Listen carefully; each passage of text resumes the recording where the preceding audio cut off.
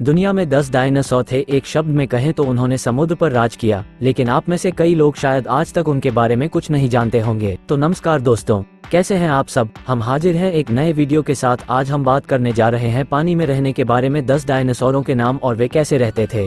प्लेसियोसोरस। एक प्रारंभिक प्लेसियोसोर लगभग 4.5 मीटर 15 फीट लंबा, चौड़ा, सपाट शरीर और अपेक्षाकृत छोटी पूंछ वाला था। यह पानी में अपने पंख फड़फड़ाकर तैरता है, जैसा कि आज समुद्री शेर करते हैं, पानी के अंदर उड़ान की एक संशोधित शैली में। नथुने सिर के बहुत पीछे आंखों के पास स्थित थे। गर्दन लंबी और लचीली थी और जानवर मछली के झुंडों के बीच से अपने सिर को इधर उधर घुमाकर भोजन करता होगा और मछली में मौजूद लंबे नुकीले दांतों का उपयोग करके शिकार को पकड़ता होगा। जबड़े अपने विकासवादी इतिहास की शुरुआत में प्लेसियोसोर दो मुख्य वंशों में विभाजित हो गए। प्लियोसोर या प्लियोसोरोइड्स जो सबॉर्डर प्लियोसोरोइडिया से संबंधित हैं, जिसमें गर्दन छोटी थी और सिर लंबा था, और प्लेसियोसोरोइड्स जो सबॉर्डर प्लेसियोसोरोइडिया से संबंधित हैं, जिसमें सिर अपेक्षाकृत छोटा रहता था और गर्दन सांप के आकार की हो जाती थी और बहुत लचीली हो जाती थी। प्लेसियोसोर के देर से विकास को आकार में बड़ी वृद्धि के रूप में चिन्हित किया गया था। नंबर 9 क्रोनोसोरस, जिसका अर्थ है क्रोनोस की छिपकली, छोटी गर्दन वाले प्लियोसोर की एक विलुप्त और संभावित रूप से संदिग्ध प्रजाति है जो प्रारंभिक क्रेटेशियस अवधि एप्टियन से लेट अल्बियन के दौरान रहती थी, जो अब है ऑस्ट्रेलिया। एक प्रजाति ज्ञात है के क्वींसलैंडिकस, जिसका वर्णन 1924 में क्वींसलैंड में खोजे गए एक आंशिक जीवाश्म से हुआ है, इसलिए इसका नाम।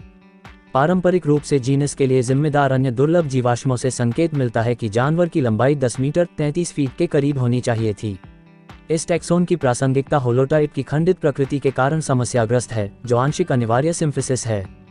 कमोबेश पूर्ण कंकालों सहित कई नमूनों को जीनस को सौंपा गया है और उन्हें नियोटाइप के रूप में प्रस्तावित किया गया है, लेकिन आईसीजेड से किसी भी पुष्टि के बिना। इसके अतिरिक्त इनमें से कुछ नमूनों को अलग अलग प्रजातियों में स्थानांतरित कर दिया गया है, जिससे क्रोनोसोरस की वैधता और भी अनिश्चित हो गई है। जीवाश्म रिकॉर्ड से पता चलता है कि क्रोनोसोरस एक अंतर्देशीय समुद्र में रहता था जहां तापमान काफी ठंडा था। टूलेबुक संरचना से कुछ जानवरों के जीवाश्म, जहां क्रोनोसोरस जाना जाता है, संभवतः बाद के स्पष्ट काटने के निशान दिखाते हैं, जो दर्शाता है कि यह इस क्षेत्र के मुख्य शिकारियों में से एक रहा होगा। नंबर 8 समुद्री सरीसृप दक्षिण पश्चिमी और पूर्वी एशिया, उत्तरी अफ्रीका और विशेष रूप से यूरोप में ट्राइसिक काल 251 मिलियन से 200 मिलियन वर्ष पूर्व के जीवाश्म के रूप में पाए गए। नोथोसोरस की विशेषता पतला शरीर, लंबी गर्दन और पूंछ और लंबे अंक थे। यद्यपि जानवर जलीय था, उसके अंग तैराकी के लिए कम विशिष्ट थे क्योंकि वे अधिक उन्नत थे।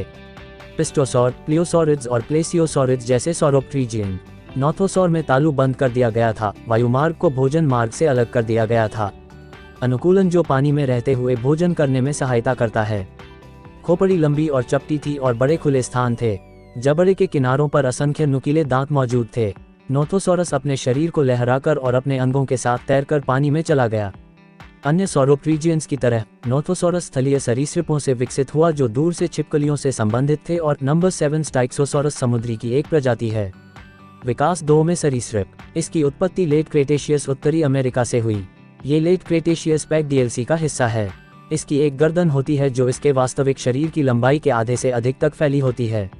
ज्ञात सबसे बड़े प्लेसियोसोर में से एक, इस समुद्री सरीसृप को नीचे से शिकार करने के लिए सिद्धांतित किया गया है। कुछ आनुवंशिक संशोधन के साथ मेहमान स्टाइक्सोसोरस को नीचे से शिकार करते हुए देख पाएंगे क्योंकि इसमें कुछ बायोलुमिनेसेंस गुण शामिल हो सकते हैं।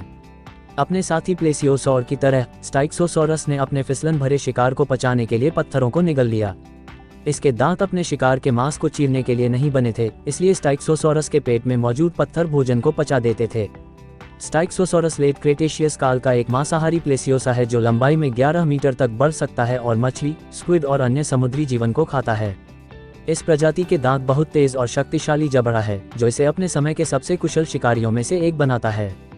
एक पुरापारिस्थितिकी। अलास्मोसोरस की तरह स्टाइक्सोसोरस अपनी लंबी गर्दन को मछलियों के घने ढेरों के बीच से घुमाता था और उन्हें अपने आपस में जुड़े दांतों के जबड़ों में पकड़ लेता था। ये सिद्धांत दिया गया है कि अपने शरीर को किनारे के नीचे रखकर और गहरे समुद्र के कोहरे में ढककर स्टाइक्सोसोरस और अन्य इलास्मोसोरिड्स नीचे से अचानक हमला करके आश्चर्य का तत्व प्राप्त कर सकते हैं। नंबर 6 एक प्लेसियोसोर न केवल के लिए प्रसिद्ध था, अपनी तरह के लिए विशेष रूप से बड़ा होने के कारण, बल्कि किसी भी प्लेसियोसोर के लिए पाए गए सबसे पूर्ण कंकालों में से एक होने के कारण भी। इसमें कुल 76 छोटी गर्दन वाली कशेरुकाएं होती हैं और यह 11 मीटर तक लंबी हो सकती हैं। अल्बर्टोनिक्टेस का पहली बार वर्णन और नामकरण 2012 में ताई कुबो, मार्क टी, मिशेल और डोनाल्ड एम हेंडरसन द्वारा किया गया था और प्रकार की प्रजाति अल्बर्टोनिक्टेस वैंडेवेल्डेई है। सामान्य नाम अल्बर्टा से लिया गया है, कनाडाई प्रांत के संदर्भ में जहां होलोटाइप पाया गया था, और ग्रीक नेक्टेस से, जिसका अर्थ है तैराक, प्लेसियोसॉरियन के जीनस नामों के लिए एक सामान्य प्रत्यय। विशिष्ट नाम रत्न खनन कंपनी कोराइट इंटरनेशनल के संस्थापक स्वर्गीय रेने वैंडेवेल्डे का सम्मान करता है, जिन्होंने होलोटाइप की खोज की थी। कुबो एट अल. 2012 ने सेटोप 2002 के डेटा सेट के अत्यधिक संशोधित संस्करण का उपयोग करके अल्बर्टोनिक्टेस की फाइलोजेनेटिक स्थिति का परीक्षण किया। हालांकि इसकी स्थिति स्थिर नहीं थी और कई इलास्मोसॉरिड्स ने बड़े पॉलीटोमीज का गठन किया। इस विश्लेषण को गोल्मन एट अल द्वारा संशोधित किया गया था। नंबर 5 थैलासोमेडोन हेनिंगटनी आज तक वर्णित सबसे पूरी तरह से संरक्षित इलास्मोसॉरिड प्लेसियोसॉरियन में से एक है। अधिकांश अन्य इलास्मोसॉरिड जीवाश्मों के विपरीत होलोटाइप और दूसरा संदर्भित नमूना दोनों, जो मध्य पश्चिमी संयुक्त राज्य अमेरिका में मध्य सैनोमेनियन ग्रेनेरोस शेल से बरामद किए गए थे, व्यक्त पोस्टक्रानियल कंकालों के साथ अक्षुवण खोपड़ी द्वारा दर्शाए गए हैं। थैलासोमेडोन हेनिंगटनी इस प्रकार एक आदर्श मॉडल इलास्मोसॉरिड टैक्सन का गठन करता है, जो क्लैद के भीतर विवादित संबंधों को हल करने की दिशा में महत्वपूर्ण चरित्र स्थिति डेटा का योगदान देता है। यहाँ हम टी हेनिंगटनी की कपाल अस्थिविज्ञान का एक विस्तृत पुनर्मूल्यांकन प्रस्तुत करते हैं, जिसका उद्देश्य इसकी व्यापक फाइलोजेनेटिक समानताओं के साथ साथ इसकी विवादित प्रजाति स्तर की मोनोफिली का मूल्यांकन करना है। हम कई प्रमुख नैदानिक कपाल लक्षणों की पहचान करते हैं, जिनमें एक स्पष्ट डोसोमेडियन रिज के साथ एक तेज पतला प्रीमैक्सिलरी रोस्ट्रम शामिल है, जो थूथन की नोक तक फैला हुआ है, जो आनुपातिक रूप से बहुत छोटा और गोल बाहरी बोनी नाक का उद्घाटन, और एक एनिसोडोंट कार्यात्मक दांत जिसमें दूसरे मैक्सिलरी दांत की स्थिति में बड़े हुए फैंक की एक जोड़ी शामिल होती है। प्रत्यक्ष को का उपयोग करते हुए हमारे फाइलोजेनेटिक विश्लेषण विशिष्ट रूप से ग्रेनेरोस शेल नमूनों के वर्गीकरण का स्पष्ट रूप से समर्थन करते हैं। इसके अलावा अन्य उत्तरी अमेरिकी इलास्मोसॉरिड टैक्सा के साथ लगातार घोंसले बनाने से पता चलता है कि टी हेनिंगटनी क्रमिक वंश का प्रमाण दे सकते हैं। नवीनतम क्रेटेशियस के मध्य के दौरान पश्चिमी आंतरिक समुद्री मार्ग के भीतर होने वाले विचलन। नंबर 4 टायलोसॉरस को मूल जुरासिक पार्क के लिए समुद्री सुविधा के मुख्य आकर्षण के रूप में फिर से बनाया गया था, जिसे चरण 2 के हिस्से के रूप में मुख्य पार्क के 6 महीने बाद खोलने के लिए निर्धारित किया गया था। टायलोसॉरस एक बिल्कुल विशाल मोसासॉरस समुद्री सरीसृप है। इसका एकमात्र प्रतिद्वंद्वी इससे भी बड़ा मोसासॉरस है, जिसके साथ यदि अवसर मिलता है तो यह मौत तक लड़ता है, जिसके परिणामस्वरूप अक्सर खुद ही मर जाता है। हालांकि मोसासॉरस के विपरीत टायलोसॉरस एक बड़े लेगून में जोड़े में आराम से रहता है और फीडरों द्वारा दी गई मछलियों पर जीवित रहेगा। इसके अलावा यह अन्य समुद्री सरीसृपों की तरह ही व्यवहार करेगा, बस इधर उधर घूमता रहेगा और अगर मेहमान आने का मौका मिले तो छोटे जीवों को मारकर खा जाएगा। नंबर 3 शोनिसॉरस इचिथियोसोर की एक प्रजाति है। अमेरिका के नेवादा के लूनिंग फॉर्मेशन में समुद्री सरीसृप के कम से कम 37 अधूरे जीवाश्म नमूने पाए गए हैं। ये गठन लगभग 237-227 मिलियन वर्ष पूर्व ट्रायसिक काल के अंतिम कार्नियन युग का है। शोनिसॉरस शरीर की कुल लंबाई में लगभग 50 फीट तक पहुंच गया और मछली, स्क्विड और छोटे समुद्री सरीसृपों को खाता था। वे पूरे ट्रायसिक काल में उस समुद्र में रहते थे जो अब संयुक्त राज्य अमेरिका में नेवादा राज्य है। नंबर 2 मोसासॉरस लगभग 70-66 मिलियन वर्ष पहले लेट क्रेटेशियस की बड़ी जलीय मांसाहारी छिपकली की एक प्रजाति है। मोसासॉरस ने समुद्री छिपकलियों के एक समूह को अपना नाम दिया मोसासॉर। मोसासॉरस का अर्थ है म्यूज छिपकली। यह उस नदी को संदर्भित करता है जिसके पास ये पहली बार पाई गई थी। ये समुद्री पक्षी, शार्क, बड़ी मछलियां, प्लेसियोसॉर और यहाँ तक कि अन्य मोसासॉर जैसे शिकार को खाता था। 25 अगस्त 2000 को इंजन शोधकर्ताओं ने एक प्रोटोटाइप लौह विश्लेषक का परीक्षण करते समय हाल ही में खोजे गए मोसासॉर नमूने पर पता लगाने योग्य डीएनए टुकड़े की खोज की। डॉक्टर हेनरी वू का मानना था कि एम्बर में फंसे मच्छरों से खून निकाले बिना जलीय जीवों को फिर से बनाने का यह एकमात्र तरीका है। नंबर 1 शोनिज़ोरस, यहाँ तक कि किशोर भी।